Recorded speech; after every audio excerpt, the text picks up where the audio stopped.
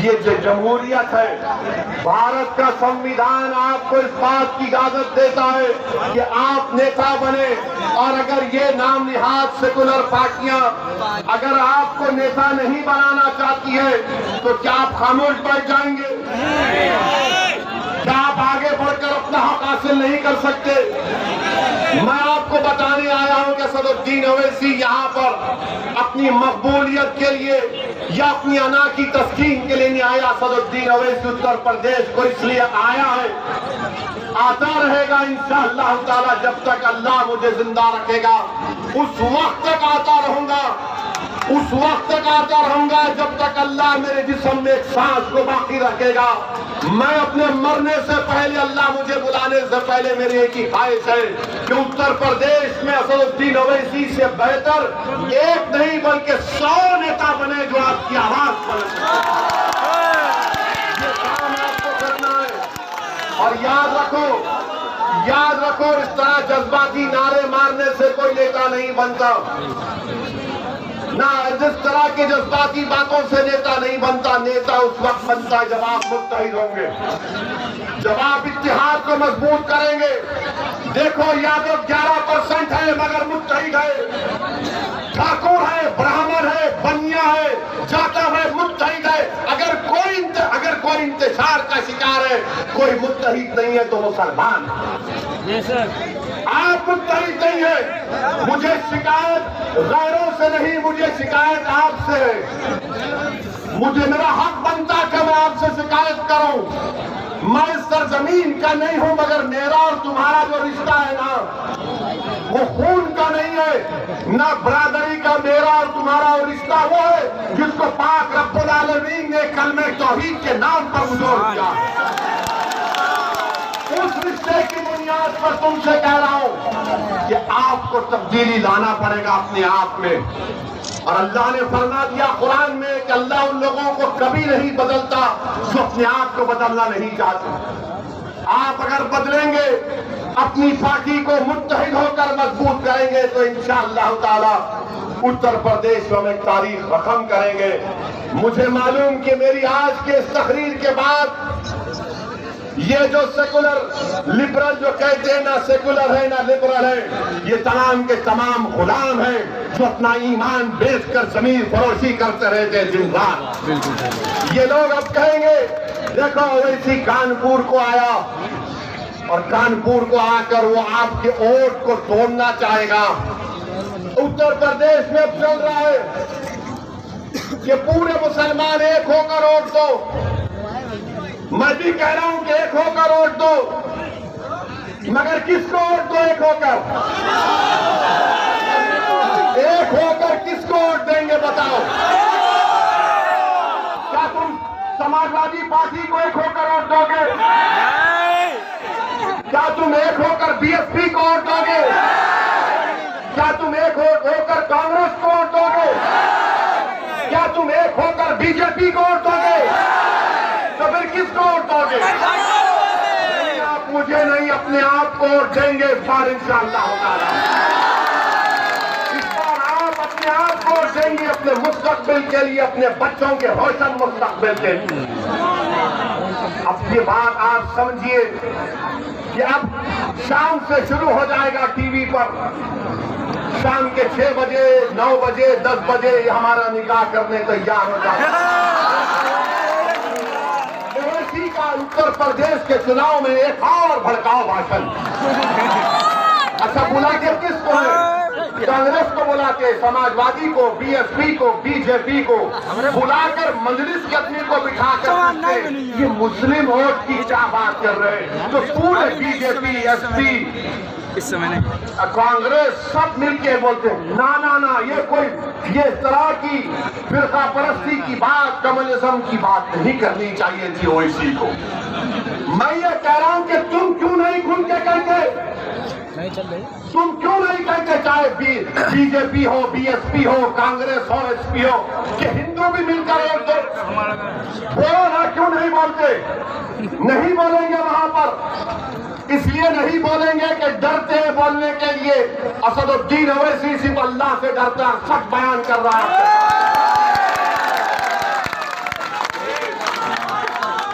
सुनिए, कानपुर के पार्लियामेंट के इलेक्शन में कौन जीता? यहां से कौन जीता? सांसद कौन सी पार्टी का है? डरिए मत, जोर से बोलिए। क्या आपने उसको वोट दिया? क्या आप किसी को जानते हैं कानपुर में मुसलमान ने वोट दिया? क्या आप किसी उत्तर प्रदेश में किसी मुसलमान को जानते हैं जिसने मोदी और योगी को वोट दिया? फिर कैसे जीता? कैसे जीता? कैसे जीता बताइए ना, कैसे जीता? अब हम ये सवाल करते हैं तो इनके पास जवाब नहीं रहता। यानी मुस्लिम वोट की बात आएगी, तुम हमको छोड़कर नहीं जाना, तुम हमारे घर के नौकर हो, गुलाम हो, कैदी हो, तुम अपने मुस्तकबिल के बारे में नहीं सोचना, हम तुम्हारे आका हैं, हम सोचेंगे। मगर जहां पर हमारे हिंदू भाइयों के वोट का मामला आएगा, हमारे ब्राह्मण भाइयों के वोट का मामला आएगा, यादव भाइयों के वोट का मामला आएगा, ठाकुरों के वोट का मामला आएगा, जाट के वोट का मामला आएगा और अदर बैकवर्ड क्लास के वोट का मामला आएगा, सब खामोश बैठे रहेंगे। वो नहीं कहते ये बात। आप मेरी बात को याद रखना, जैसे जैसे चुनाव करीब आएगा लोग आएंगे जिसको मैं डल्ले कहता हूं, वो डल्ले आएंगे, जमीन बेच चुके, और मैं इन डल्लों से कहा हूं मेरे से मुकाबला करो, बहस करो, तुम 10 मिनट नहीं कर सकते। अब बोलेंगे नहीं नहीं, मिलकर वोट डालो, मिलकर वोट डालो। देखो याद रखो, हम जब बचपने में थे तो हमने कहानी पढ़ी थी।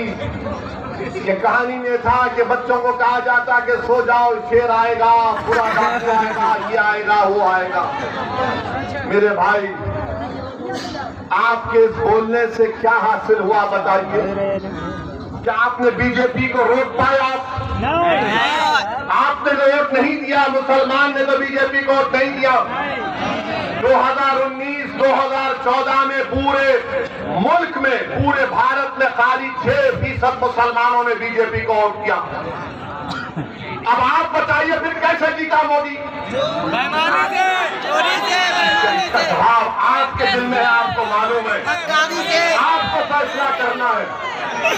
मेरे अजीज दोस्तों और बुजुर्गों, क्या आपको मालूम कि उत्तर प्रदेश में लोकसभा के चुनाव में सपा और बीएसपी मिले तो 75% मुस्लिम वोट इनको मिला। 75% आपने झोली भर भर के दिया है। आपके दिमाग में बात पैदा हो कि डालना है, मुझे मोदी को हराना है। अच्छा किया आपने, मगर हुआ क्या?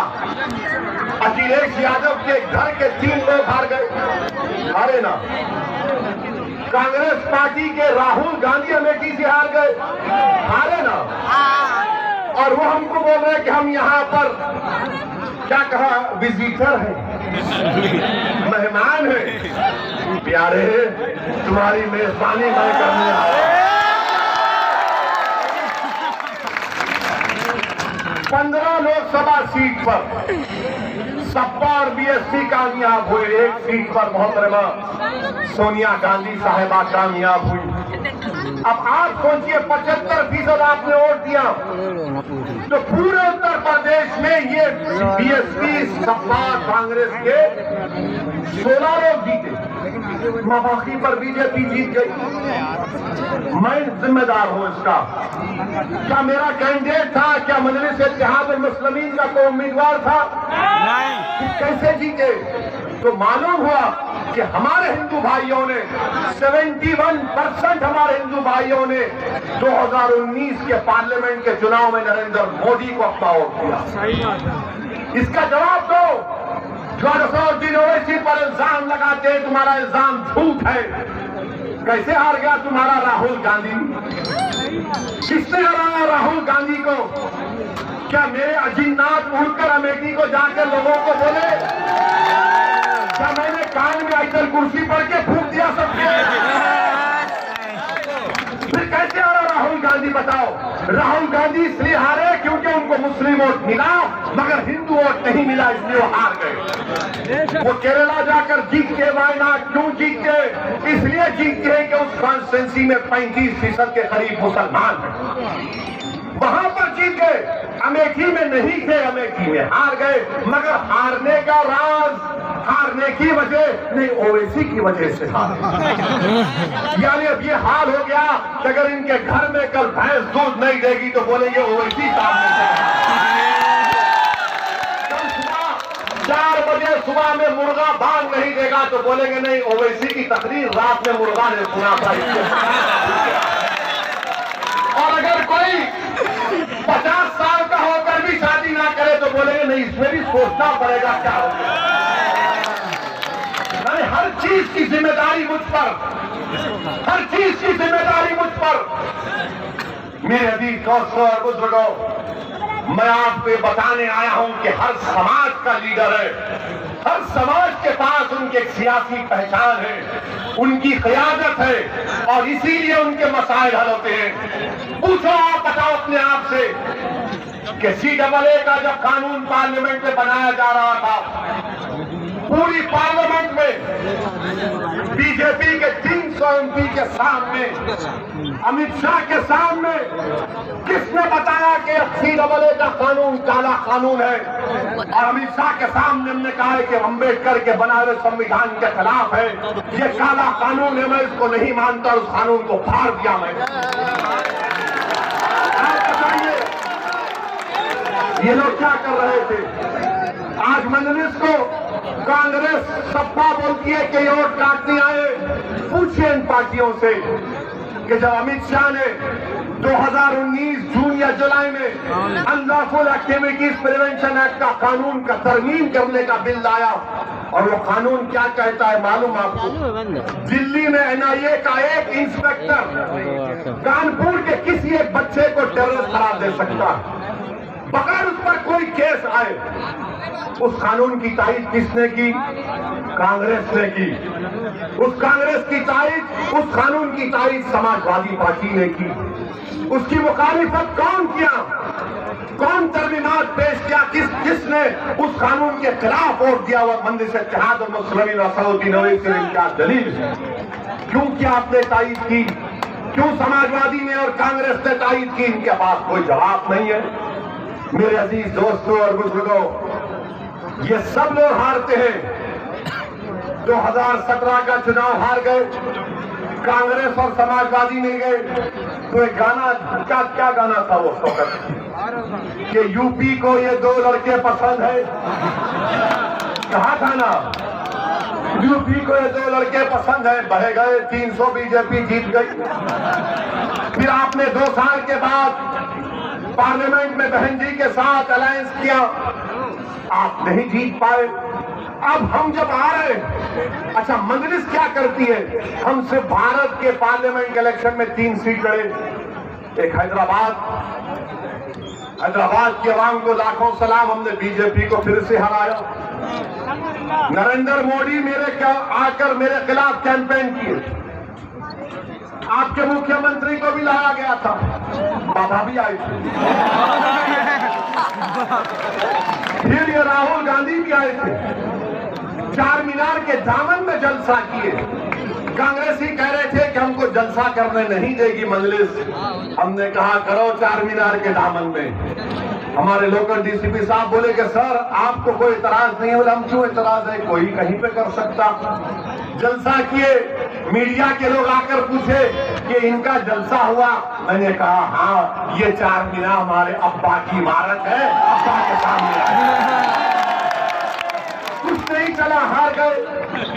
अरे हर चीज की जिम्मेदारी मजलिस पर डाल दो, क्योंकि लोग जानते हैं कि जिस दिन भारत का मुसलमान इन बातों को समझ जाएगा कि मेरे वोट की कोई कीमत नहीं है और मेरे वोट से मोदी बीजेपी नहीं जीत रही है, मैं अपने वोट का सही इस्तेमाल जब करूंगा, जब अपने पार्टी के उम्मीदवारों को कामयाब करूंगा, जब हम मुत्तहिद रहेंगे, आपके दिलो दिमाग में शुबू को शुबात होंगे।